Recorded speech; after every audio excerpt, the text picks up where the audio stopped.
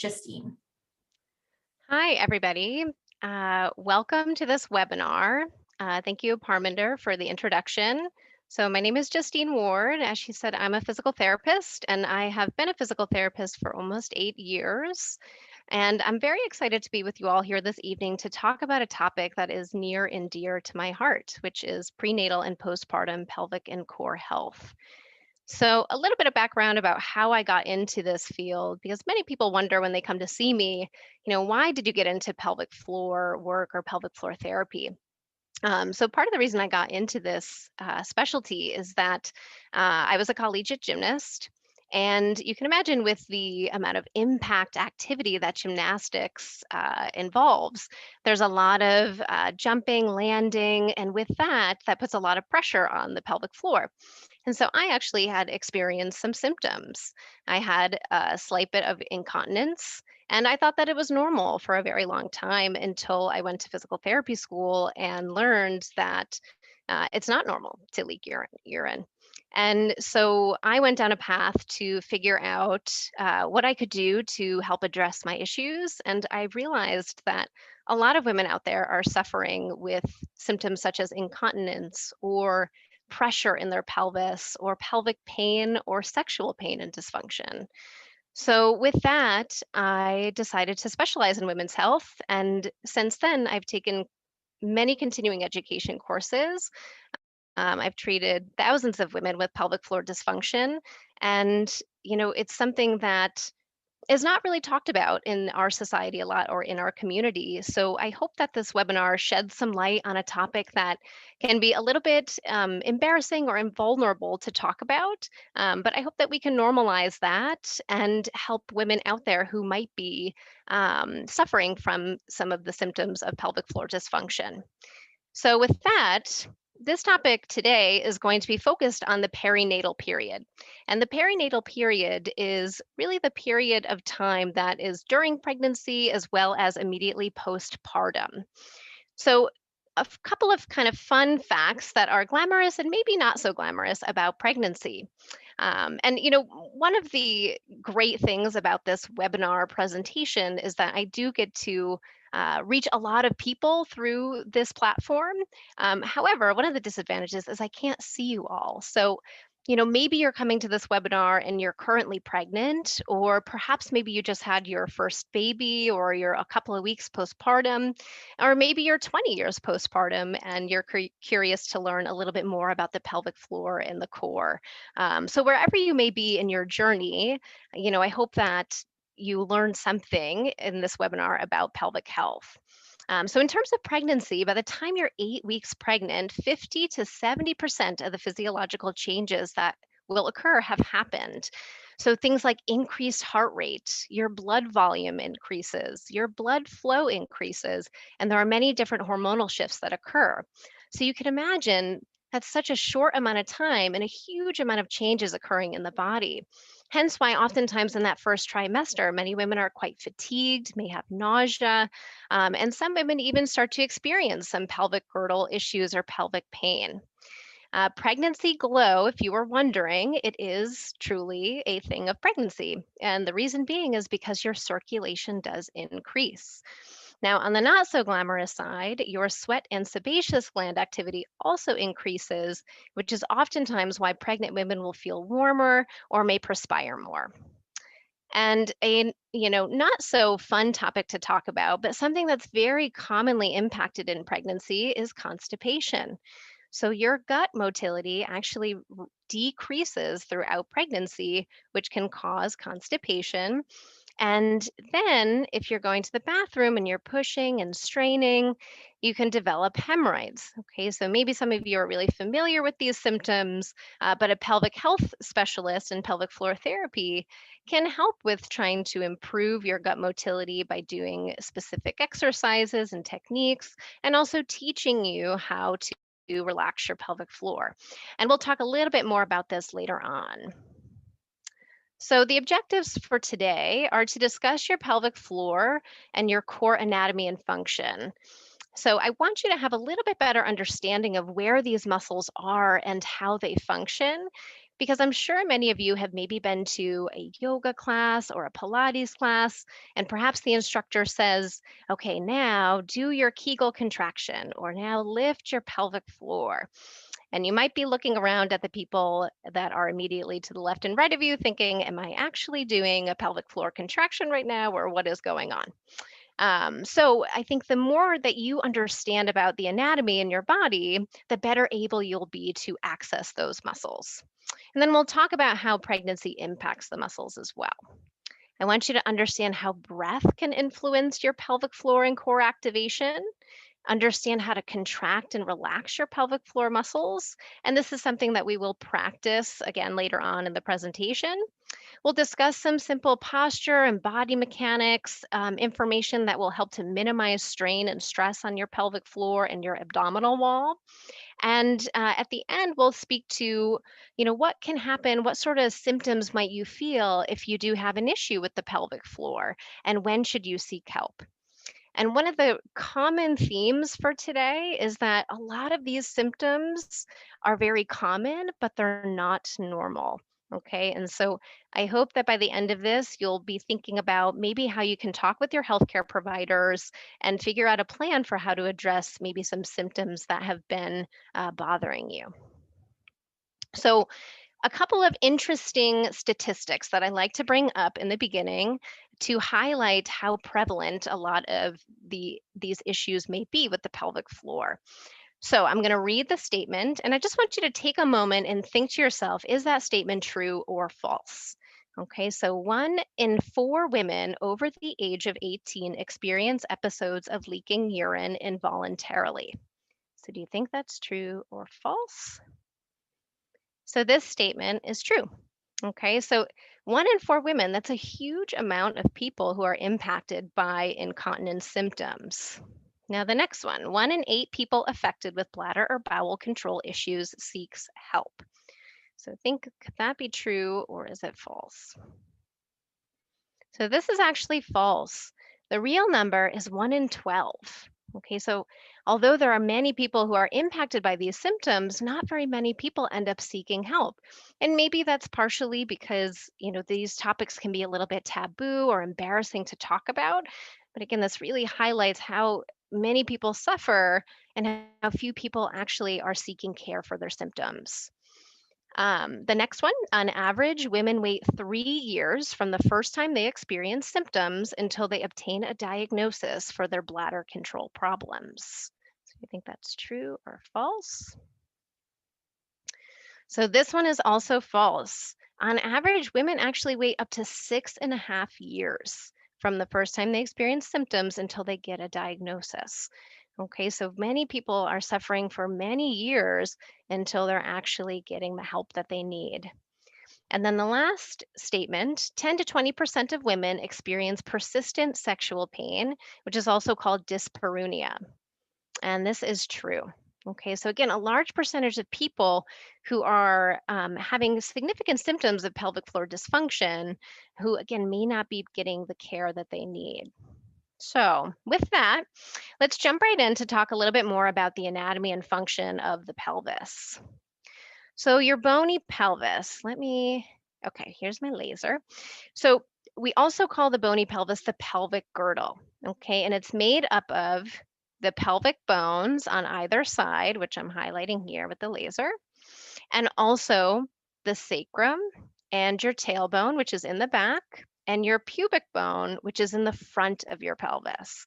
Okay, so your pelvic bones actually help to house the organs in the pelvis, including the bladder, the uterus, the rectum, and it serves to redistribute or redirect force from the trunk to the legs. So, for example, when we walk, your pelvis helps to transmit force up from the legs and into your trunk. And often areas that are can be impacted during the perinatal period and during pregnancy are the SI joints. So you may have heard that term before. It stands for sacroiliac joint. And it's this joint back here between the sacrum and that side pelvic bone. Okay, so oftentimes women might feel very, very low back pain, which is coming from that SI joint during pregnancy. And then there's the pubic symphysis, which is at the front of the pelvis. Now, at the base of those bones are the pelvic floor muscles. Okay, so this is a picture looking from a pelvic floor, looking below up. So you can see they kind of sit like a hammock at the base of those pelvic bones, and they surround the urethra, the vagina here, and then the anus. Okay, so we'll look at a couple other pictures. These pictures are from a 3D anatomy program. So let me orient you here. We'll start with this picture on the left.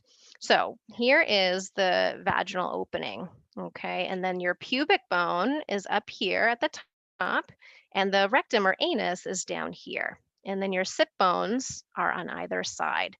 So all of this red in here are pelvic floor muscles. Okay, so you can see they're pretty extensive. And this view here is looking from the side.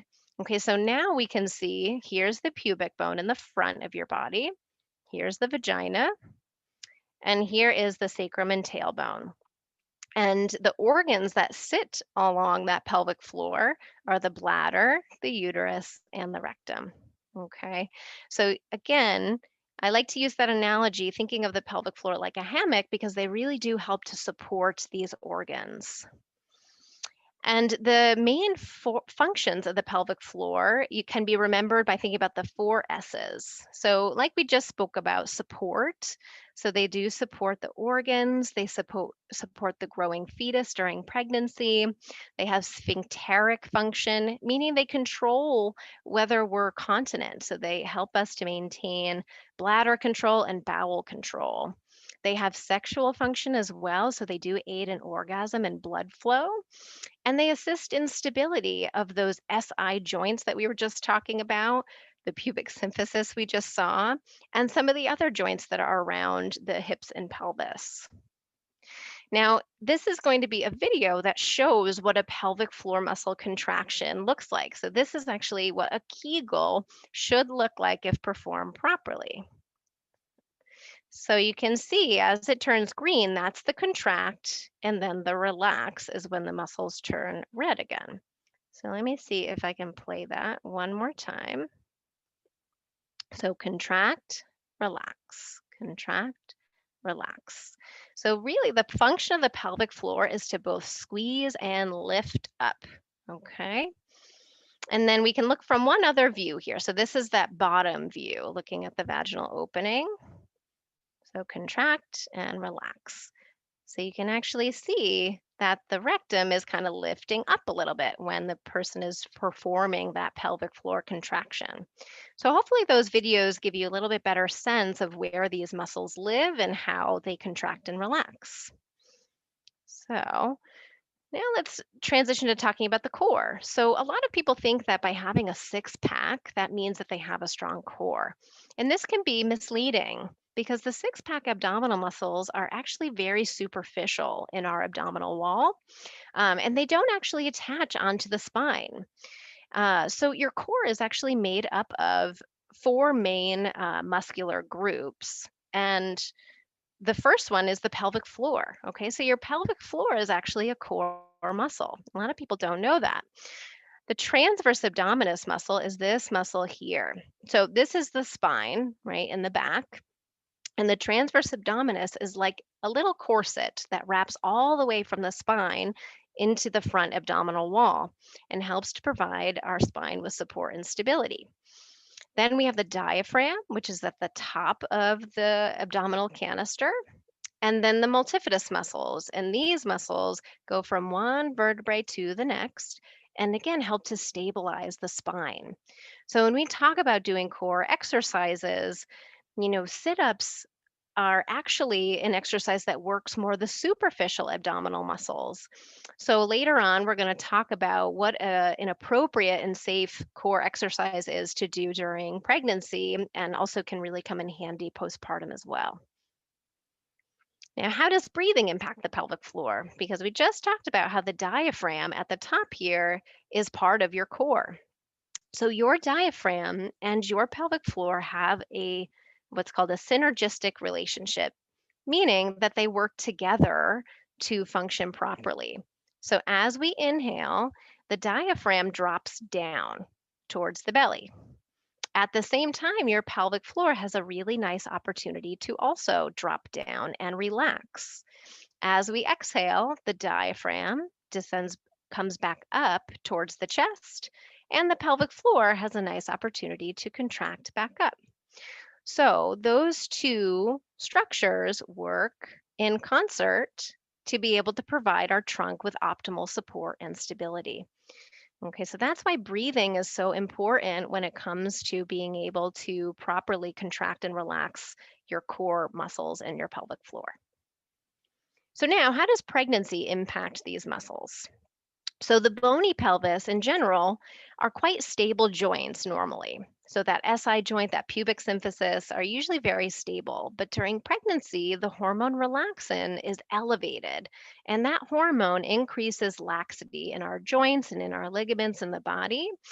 And especially in the pelvis, many women will start to feel some discomfort, sometimes related to this increased movement. And it's been shown that about 20% of pregnant women experience pelvic girdle pain. And whether that be in those SI joints in the back or the pubic symphysis, it can be in either location. In terms of the core, you can imagine as the baby grows during pregnancy, your core muscles, those abdominal muscles, need to elongate as well as the pelvic floor at the base. So, this is a normal part of pregnancy that they must elongate. But why does this matter? So, if those muscles are living in a longer state than usual, oftentimes they can weaken, or you can just have a little bit harder time accessing them because your brain isn't quite used to your muscles being at that different length. So, weakness in the core system can cause symptoms such as incontinence of urine, back pain, hip pain, groin or pubic pain, and even pelvic girdle pain. So, these symptoms are common, but again, not normal. So, if you've ever experienced these symptoms, it might be time to talk with your healthcare provider about what can be done about it. And physical therapy is a really nice option to address these issues. So, these are some nice pictures of what happens to the abdominal wall with pregnancy. So this is a picture of somebody prior to being pregnant. So here's those six-pack ab muscles superficially, and your oblique muscles coming from the sides.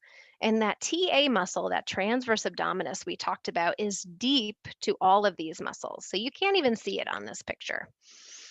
During pregnancy, you can see that these muscles have to elongate quite a bit. So they stretch out, and this portion in the center of the belly, this is called your linea alba.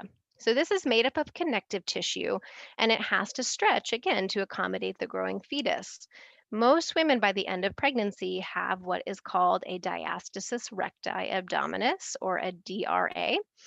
And a diastasis is again very common in pregnancy, but where we get more concerned is if it persists postpartum. So this is a diagram of a postpartum abdominal wall where that linea alba is still a little bit elongated and might be causing a separation or that diastasis.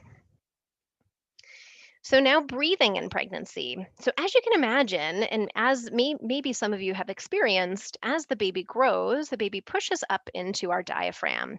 And the diaphragm can actually lift up to 4 centimeters by the third trimester because of that growing fetus. So a lot of women become very heavy chest breathers by the end of pregnancy because of that pressure up on the diaphragm. But chest breathing makes it really challenging for your pelvic floor to function properly. So, with that, a lot of women, contrary to popular belief, will actually have pelvic floor muscle tightness because they're not able to really elongate those muscles and use their diaphragm properly at the top. So, oftentimes, working with your breath and learning how to use the diaphragm can really help with improving that excursion and connection to your pelvic floor. So, if you've been watching this little diagram here, you can see here's exhale, the diaphragm is going up. Here's inhale, the diaphragm goes down towards the abdomen, and then that's when your pelvic floor would relax down. So now let's talk more specifically about how to do pelvic and core exercises during pregnancy and postpartum. So how do you know if you're doing a Kegel correctly? Okay, so this again is a very challenging muscle to access, but hopefully now you have a little bit better understanding of where the muscles live. I oftentimes will use visual cues in order to help people be able to engage them properly. So, some cues to think about. If you think about lifting the anus towards the pubic bone, so if I'm looking at this side picture here with the pubic bone in the front, and here's that sacrum and tailbone, so the anus is right here.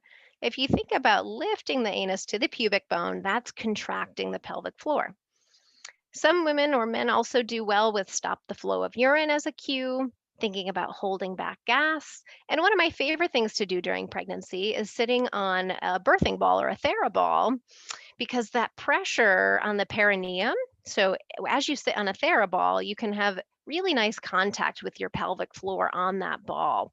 And so you can really nicely practice drawing the pelvic floor away from the ball. So that's contracting up and then relaxing your pelvic floor into the ball. So this can be a really nice way to start to try accessing those muscles properly.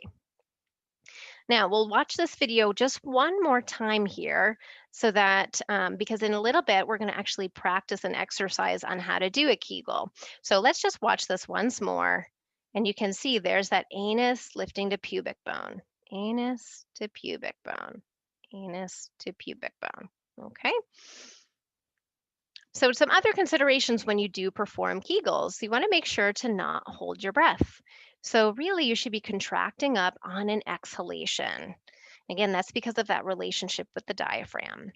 You want to try not to squeeze other muscles in the area, like your glutes or your inner thighs or your abdomen. Those muscles should stay relatively relaxed so that you're really focusing on that pelvic floor. Remember that you might not actually need Kegels if you have a tight pelvic floor. And often by the third trimester, we can switch the focus of pelvic floor training to focus a little more on the relaxing piece so that you learn how to relax the pelvic floor in preparation for labor and delivery. Because during labor and delivery, we want the pelvic floor to drop down and elongate to allow the birth of the fetus. Okay. So, um, and many of you might be thinking, well, how many Kegels should I be doing a day during pregnancy or even postpartum? And it really is going to depend on the individual situation. So, some examples for when people have a tight pelvic floor. Your symptoms might include having pain with sex or having pelvic girdle pain that can oftentimes cause tightness in the pelvic floor muscles. So, with that, again, you may want to really be focusing on relaxing your pelvic floor. But as a rule of thumb, I like to say that in pregnancy and postpartum, the important thing is that you really just need to understand how to contract your pelvic floor properly and how to relax the muscles properly. And again, maybe by the end of the third trimester, you're only doing 5 to 10 repetitions of that just to stay connected to the muscles and keep the muscles connected with your brain and the way that they're functioning. All right. Now, you might be thinking, well, if I feel like I have a tight pelvic floor, how do I relax these muscles? And some people have called these reverse Kegels. So, again, sometimes these are just as important, if not more important, than doing Kegels. Another analogy I like to use with my patients is that if your pelvic floor muscles are tight, think about going to the gym and doing a bicep curl. So hopefully you all can see me in the little window here. But if you were to go to the gym and you were to do a bicep curl like this, would you really be strengthening that full bicep muscle?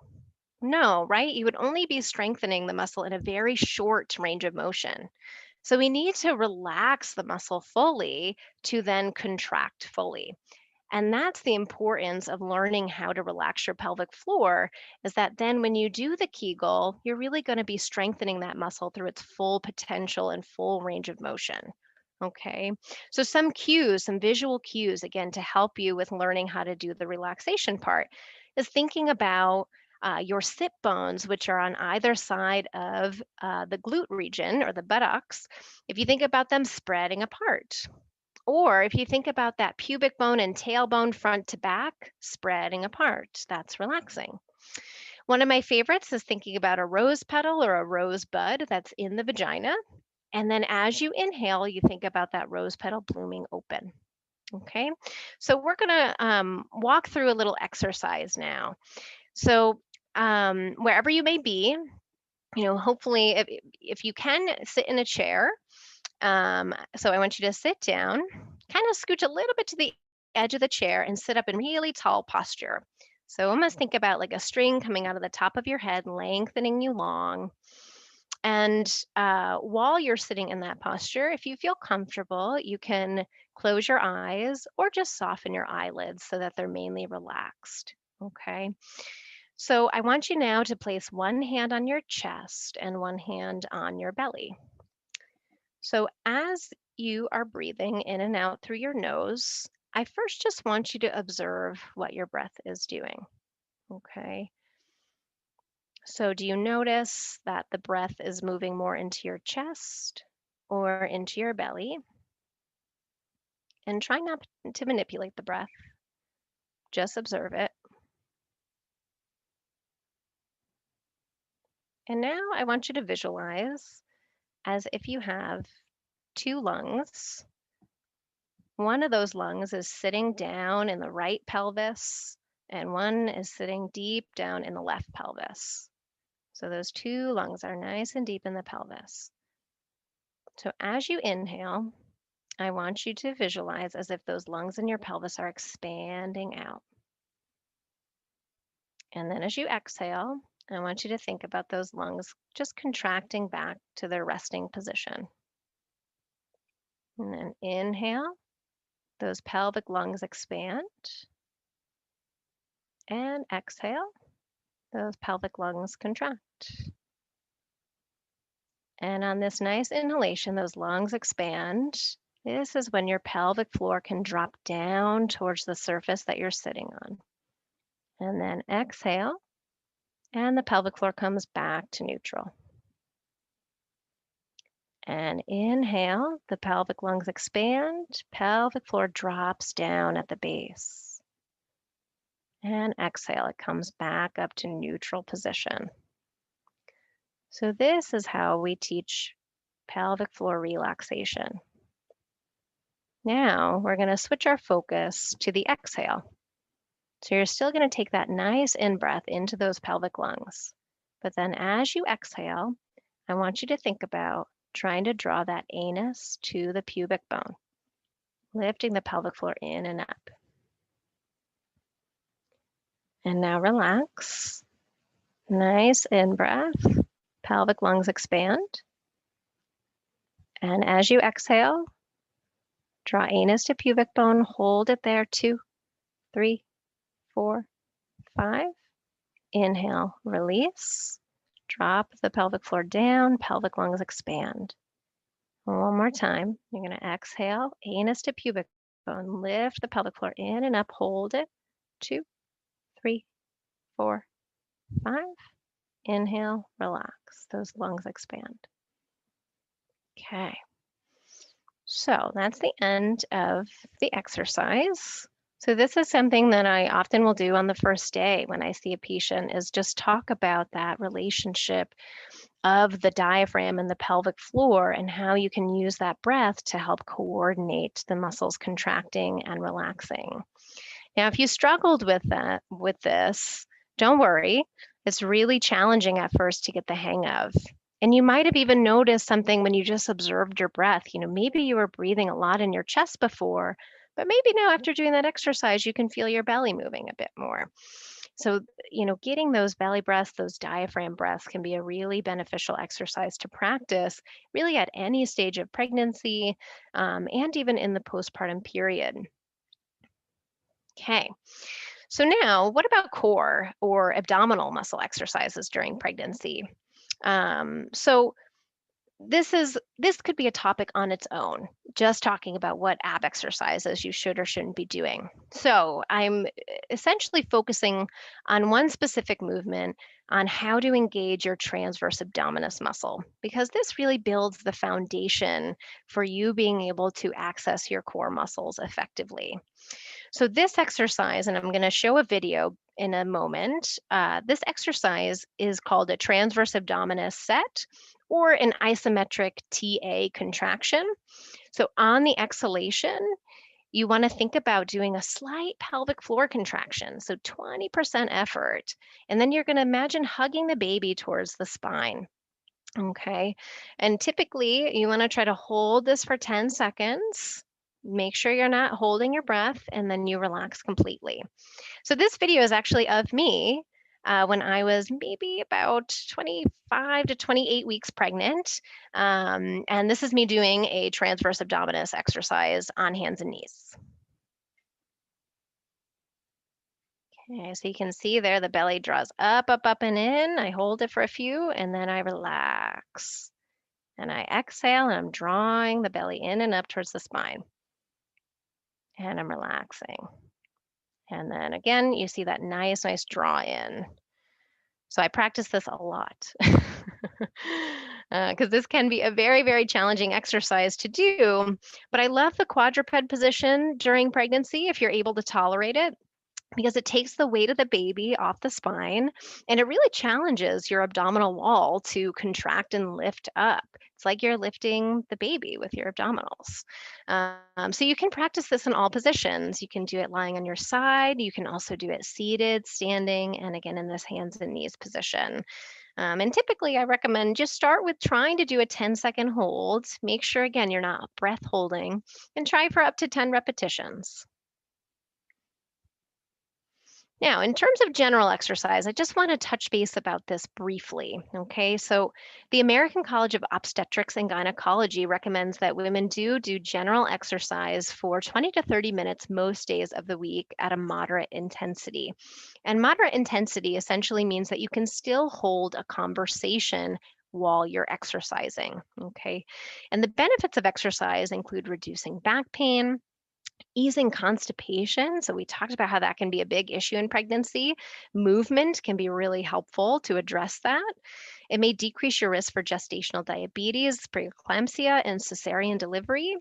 It promotes healthy weight gain during pregnancy, and it improves your overall general fitness.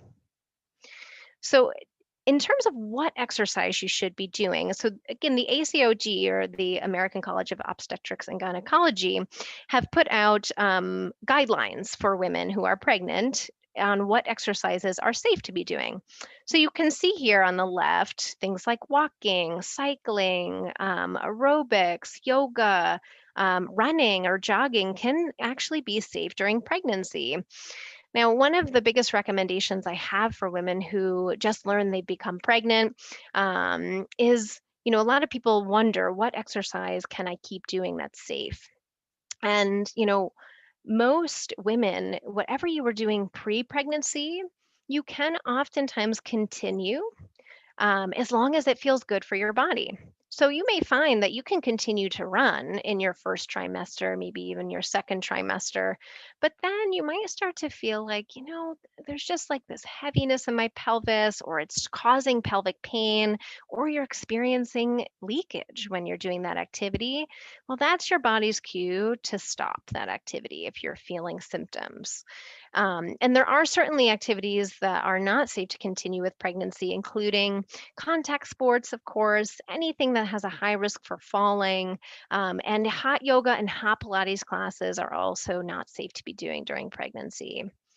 Now, let's say you are exercising and you're wondering if there's anything that you should be looking out for that should signal you to stop exercising. So, definitely if you experience any vaginal bleeding, if you have any painful contractions, if you experience any leakage of amniotic fluid, dyspnea before exertion means if you're already short of breath prior to exercising, then you don't want to be pushing your body to exercise more. So that's essentially, avoid exercise if you're already feeling short of breath. If you have dizziness, headache, chest pain, muscle weakness that affects your balance, or any calf pain or swelling, you do want to avoid exercise. Exercise postpartum. So this is, again, this could be a topic on its own, but I did want to address this in this webinar because I think it's super important to recognize the physiological changes that occur during pregnancy and how your body recovers after labor and delivery. So most women are cleared to go back to exercise when they go back to their doctor for their 6-week appointment. They say, okay, you're cleared for exercise, you can have sex again. And many women are then left wondering, well, I don't really feel quite right yet. Can I really go back to running the 10 miles I was doing before pregnancy?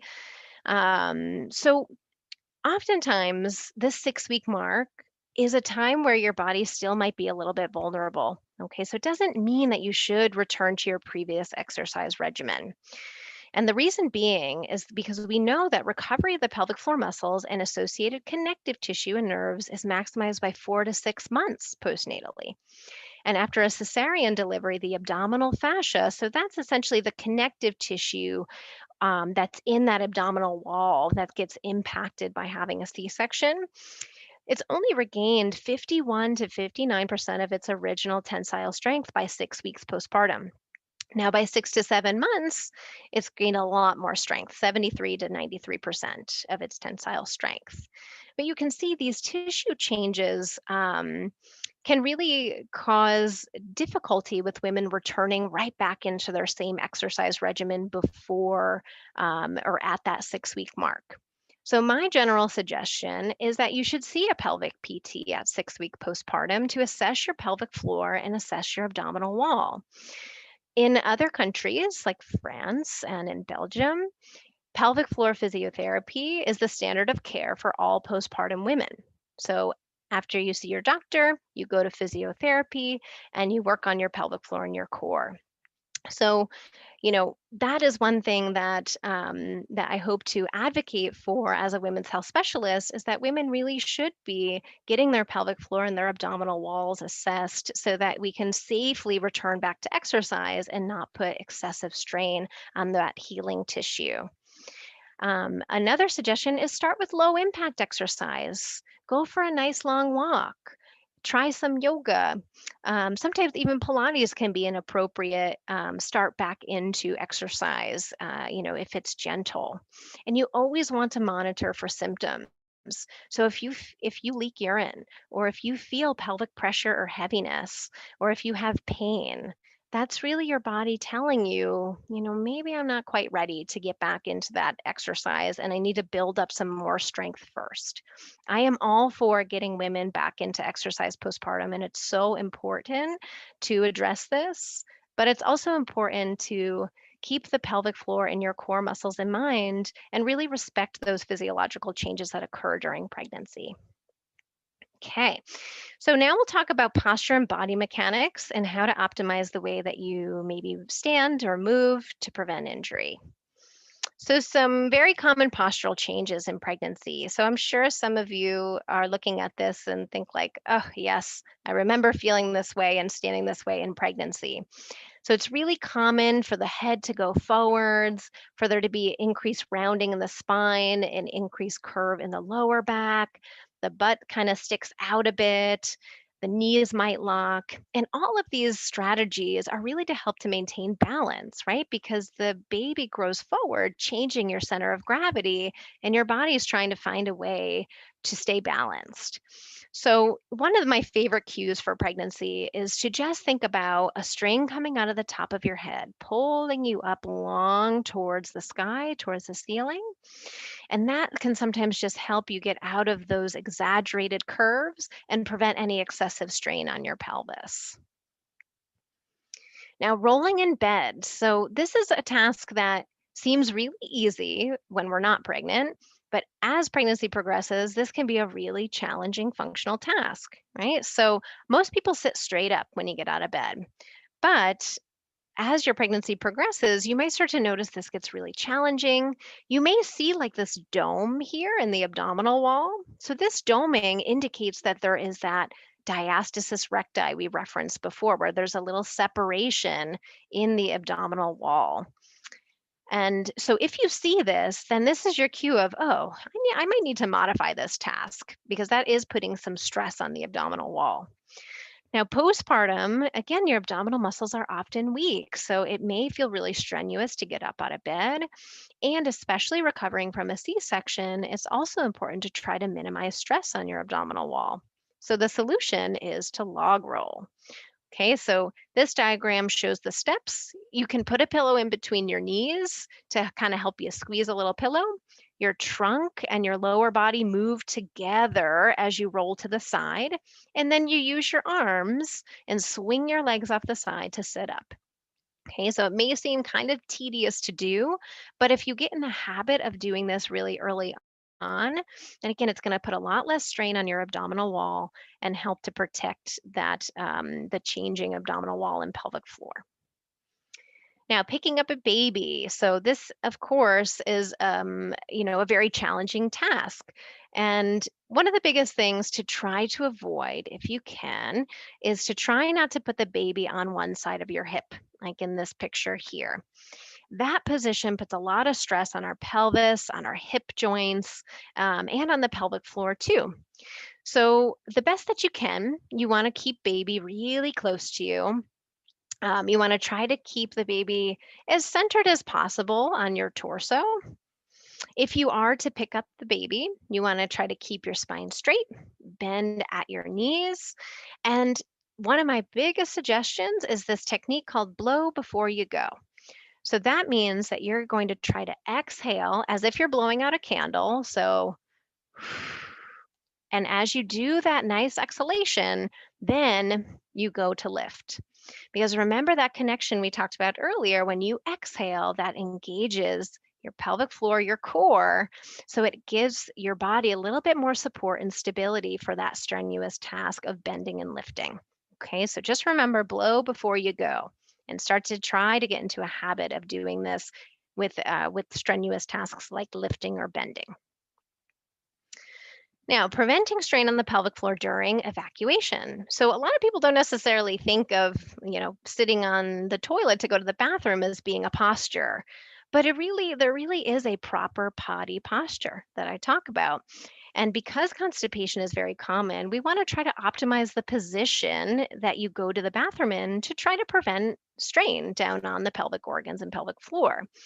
So, in order to do that, one of my suggestions for constipation is certainly make sure you get the optimal fluid intake. As a rule of thumb, maybe 6 to 8 glasses per day. But if you're breastfeeding, you may need to be drinking even more water. You want to focus on relaxing your pelvic floor when you're sitting on the toilet versus pushing or straining. And some people really benefit from doing vocalizations like shh or saying hut, hut, hut.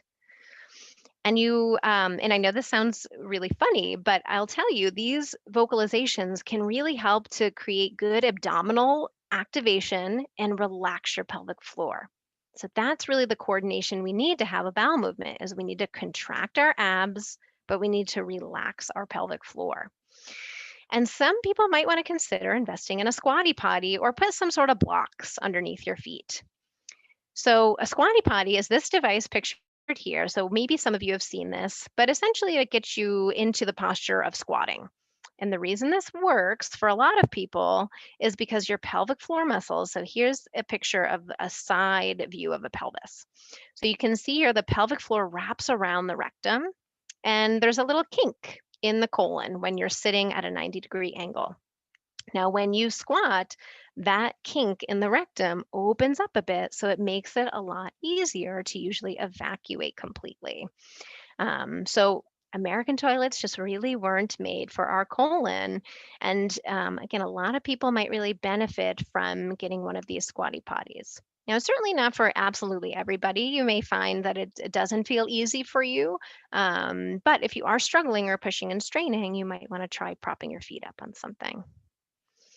So now what happens when there's a dysfunction in the core system? And so we've talked a lot about, where the pelvic floor is, how to activate them, and what sort of body mechanics and posture help to protect those muscles. But what happens when there's an issue?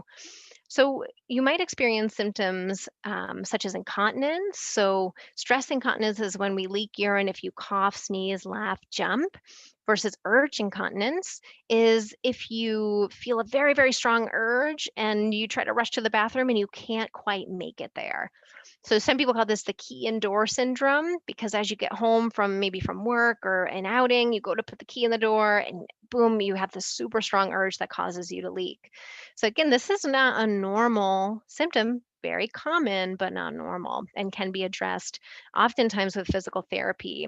And when it comes to urge incontinence, a lot of times we're really focused on actually retraining your bladder because it can be a habitual thing that develops over time. Feelings of pressure in your pelvis or heaviness in the vagina or rectum.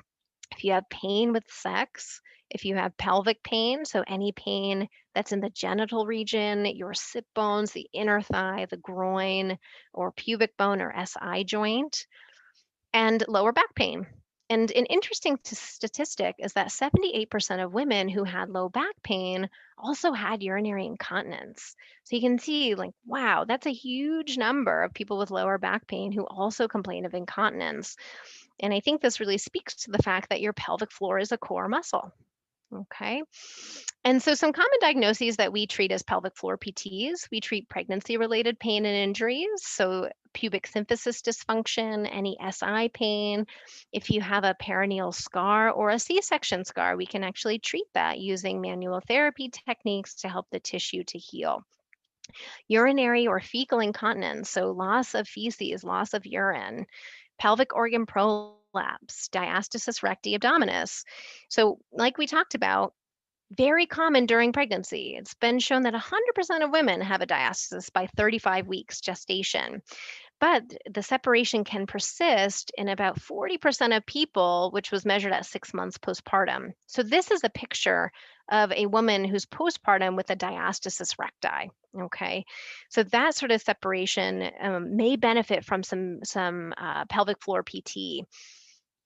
If you have dyspareunia or pain with sex, and other pelvic pain conditions such as vulvodynia can be treated by pelvic PTs.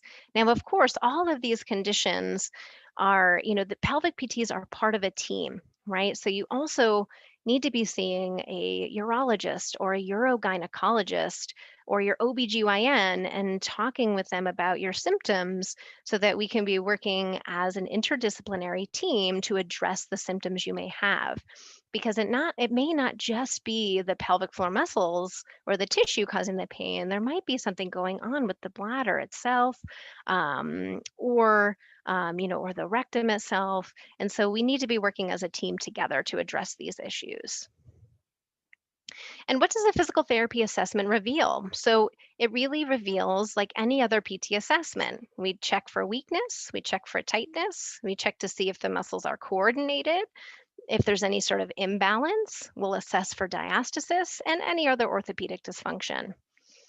How do we assess the pelvic floor? So we do this by oftentimes doing an intravaginal or intrarectal internal exam. Now, the muscles can also be palpated externally if you're not comfortable with doing an internal muscle assessment. During pregnancy, typically only external assessments are performed unless you're cleared by your doctor for an internal exam.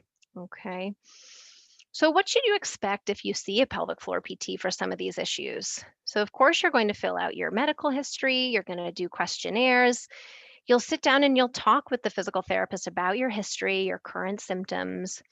I always discuss bladder and bowel habits on the first day. Again, I know this can be an embarrassing topic to talk about, but I talk about poop and pee all day. And I really, again, aim to normalize these topics so that people feel more comfortable with addressing issues in this area. We examine your spine, your hips, your pelvis, because oftentimes those areas of the body might have restrictions or issues that can be addressed by physical therapy and can help your pelvic floor. And then, if you're cleared by your doctor or if you're more than 6 weeks postpartum, an internal pelvic floor examination might be performed. But of course, this is going to be decided by you and by the therapist. So it's a conversation. And again, it's not always necessary to do an internal assessment of the muscles. There are oftentimes many other things that can be done if you're not comfortable with doing an internal assessment. So, we're wrapping up here. So, in summary, there are many physiological and physical changes that occur during that perinatal period that can impact how you feel. So, pain and leaking is common, but it's not normal, right? So, if you are experiencing symptoms, please talk to your healthcare provider and think about seeing a pelvic PT. Pelvic floor and core muscles play a big role in postural support, stability, and bladder and bowel control. So, if we can start talking about these things more openly, I think that a lot of people would suffer less with symptoms. It is both safe and effective to perform specific exercises to address the pelvic floor and core dysfunction during pregnancy as well as postpartum. And if you're struggling to find what exercises feel best for you, then come see me. And the last thing I want to close with is that I want you to be gentle with yourself. So, whether you've grown a baby or now you're taking care of a little human, this is a huge, huge event in your life. And while it's amazing, there are also a lot of challenges that come with it. So, talk with your healthcare providers if you are struggling or if you have questions. And I do truly believe that it takes a village to really support women during that perinatal period because it is such a transition. So seek out help, talk to your partner, talk to your family, and talk to your healthcare providers because there's a lot that can be done for some of these issues that might feel really embarrassing or make you feel vulnerable. Um, and if you do decide you want to come see me, of course, I am at Valley. So I am in the Mawa Clinic, which is at 1400 MacArthur Boulevard in Mawa. So pelvic health is mainly offered in this center as of right now. So you can give us a call and schedule an appointment if you'd like to, connect more with your pelvic floor and learn more about your core. So that's the end of my presentation. I do have my references at the end, but I'll open the floor now for any questions that might have been asked during the session. Great. Thank you, Justine. That was excellent. A lot of great information. We do have several questions. For anyone listening at home, if you have any questions, please feel free to send them in now through the Q&A portal at the bottom of your Zoom screen. So question number one, what is the safest way to strengthen abdominal muscles postpartum? So this is a good question. I typically recommend starting with that gentle TA contraction, like we talked about earlier with the on hands and knees kind of position. But oftentimes I will start by just getting you to connect to that TA muscle by doing a very gentle Kegel, so 20% effort, and drawing those low abdominals in. And so that is just getting your brain to connect better with that deep TA muscle. And you can honestly do that postpartum. You can start that exercise as soon as a couple of days after delivery, as long as it's pain free, right? So if you start to experience pain with doing that type of gentle contraction, then you might not be ready to start abdominal training and you may need to wait a few weeks. But just starting that gentle setting exercise kind of builds a proper foundation. And then from there, I typically work lying on your back. You would engage that TA muscle and start to add leg movements, like a little march or perhaps a heel slide out. So I typically start quite gentle and then progress up to things more complex, like planks or even standing exercises, holding a weight or a band. But in the postpartum period, you do want to start very gentle with that foundational TA training first. So hopefully that answers that question. Great, thank you so much. Next question. What should you look for when choosing a doula for live birth services? Any specific certifications? So that's a good question. I will say, in general, doula certification is not my area of expertise. But DONA is one of the main certifications that is in the United States that I'm aware of. And I believe that the training through DONA is quite extensive. So but again, I'm certainly not an expert in certifications for doulas. I love doulas. I had a doula for my own birth. I highly, highly recommend them. I know Valley also has doulas that help with birth, and they're a really, really wonderful support to have that not only supports you as the pregnant person, but also supports your partner during that process. And again, doulas really do provide more emotional support. It's kind of like a coach during that process. They do not provide medical support. So hopefully that answers that question. Great, thank you. How do you know if you have tight pelvic floor muscles already? Is there any way to determine that? Yeah, so one thing that you could try, so one is if you're experiencing any symptoms. So common symptoms of pelvic floor tightness can be painful intercourse, might be feeling pain around the vaginal area or around the clitoris can mean you might have tight pelvic floor muscles. Sometimes women who have a lot of urgency to urinate actually also have tight pelvic floor muscles versus weak. So you want to be thinking about if you have any of those symptoms. And then another way that you can kind of screen yourself to see if you do have tightness is by palpating a little bit externally by your perineum. So let me stop my share here. Hold on just a moment. And I'm going to show you my little pelvic model that I have here in the office. Okay, so here's my 3D pelvis model. Hopefully everybody can see that. So if you find your sit bone, so you can do this lying down or like propped up with a couple of pillows lying down, and you just touch externally by your sit bone area and next to the vagina. And you can also touch the perineal body, which is down here between the vagina and the rectum. So if you just touch those areas and you feel like, oof, that's kind of tender, or it feels like it's taut, then you might actually have more pelvic floor tightness. So those can be some ways that you can figure it out. But oftentimes it is a little tricky to find, to really determine that on your own. So again, I love, I love when people come in to learn more about their bodies, and definitely we would be able to figure it out with an assessment.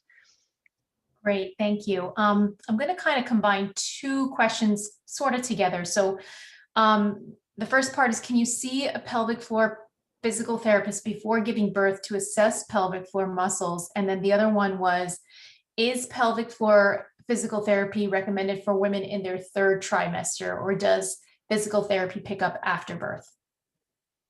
That is a great question. So you can absolutely come in for a pelvic floor assessment during the third trimester. And absolutely, the muscles can be assessed in the third trimester in order to see what their function is like, assess if you're able to contract and relax properly. Oftentimes in the third trimester, it's an external assessment of the pelvic floor. However, if you talk to your doctor and you say, I'm wondering if I can start some perineal massage or do pelvic floor therapy. As long as your doctor okays you to do an internal assessment, we can do an internal pelvic floor muscle assessment in that third trimester of pregnancy. And it can really help you learn a lot about where your muscles are, how to contract and relax them. And I also do one other thing in the third trimester, which is called biofeedback. So we use these little stickers that go externally on the pelvic floor. So we put them with my model here. So we put them right next to the anus on either side. So they're just little stickers, and then we hook you up to this little device, and we practice. It registers what your pelvic floor muscles are are doing at rest, and then gives you a visual of a line kind of going up when you contract and a line coming down when you relax. And we can play with different positions of for labor and delivery. So we can put you in side lying, we can try hands and knees, we can put you more on your back, and we see what position actually helps your pelvic floor muscles relax the best in preparation for labor. So it's one of my favorite times to see women is during that last part of pregnancy, in preparation for labor and delivery. Thank you. So the next comment and question, thank you for a great lecture. I'm interested in any online exercise resources you could recommend for SI pain and pubic pain. Do you know of any good YouTube content? This is a really good question, and I know it's from Dr. Annunziato. Thank you for coming to the lecture. Um, so for specifically for SI pain and pubic pain, I don't have anything off the top of my head that I know of from YouTube that's a good resource, but I can definitely look into that, um, and get back to you because yeah, I'm not nothing off the top of my head, but I'm sure there are many resources out there that can be helpful. Would you be able to share some exercises that would be beneficial for DRA, any videos, etc.? Sure. So the diastasis exercises to focus on really starts with building that foundation with the transverse abdominis. So a lot of research now is showing that, years ago, diastasis was really focused on closing the gap, right? So women would come in, they'd feel their abs being separated, and they'd say, I need to close the gap. And that was what the exercises focused on, was almost pulling the abs together, doing a little mini crunch. But now what we're actually starting to learn is that it's not just about closing the gap, but it's about building tension from below using that transverse abdominis muscle. Because again, that TA muscle goes all the way around from your spine to your front. So we start for diastasis with just getting you connected to that TA muscle first. And because that TA can build tension underneath the separation, as you get stronger with that, you can start on your back and do a TA set with marching. So essentially, you're laying on your back, knees are bent with your feet flat, and then you would slowly lift one foot up and one foot down, and the other foot up and the other foot down.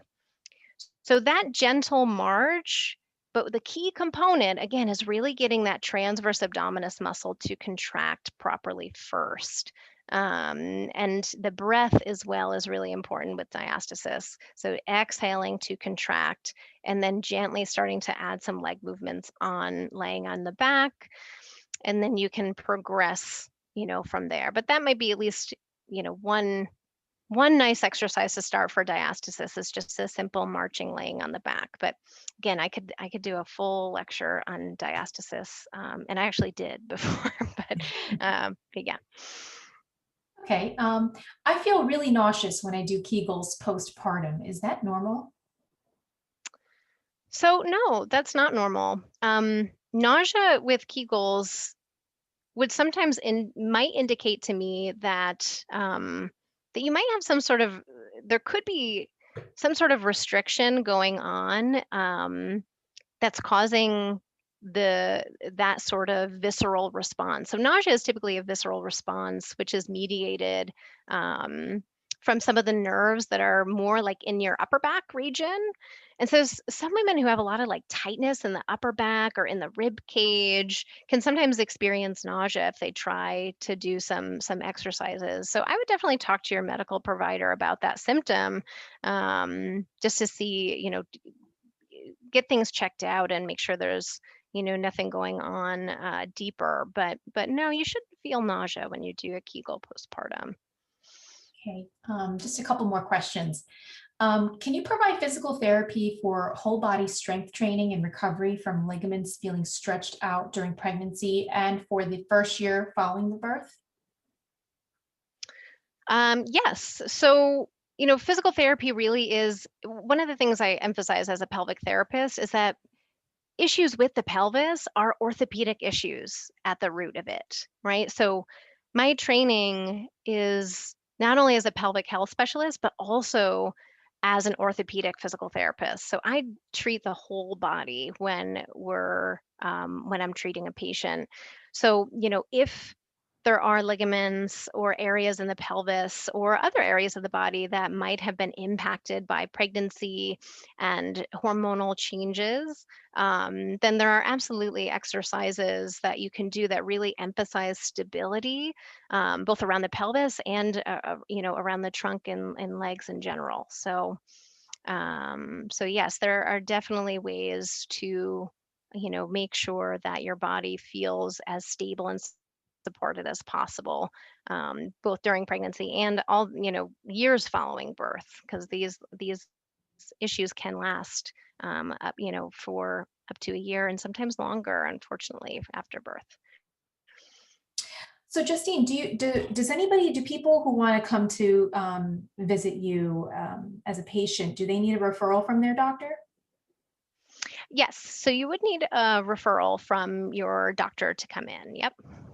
Okay, and then is pelvic floor physical therapy generally covered by insurance? And if so, does it need to be a specific frequency? Luckily at Valley, we participate with many insurance providers, so we're really lucky there. And in terms of the frequency of visit, it really does depend on your case. So um, I'm a big believer in empowering women to do their own work and their own exercises. So I do give a lot of homework, and therefore, oftentimes you might not have to come in quite as much. So I might only see you on a once a week basis. Although there are some women who come in who I really feel would benefit from twice a week. And oftentimes it's, 1 to 2 times a week for several weeks. But then we continually reassess and we see where you're at in terms of progress, because, it really is a team, and it's about how you're able to regain your function and meet your goals. So it really is made on an individual basis. But I really never see a pelvic floor dysfunction issue for more than twice a week. And oftentimes it is once a week. Great.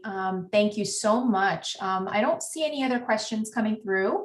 So I just wanted to thank you for taking the time out this evening to educate the community about this topic. And hopefully we'll see you again in the future if we've done some other topics. So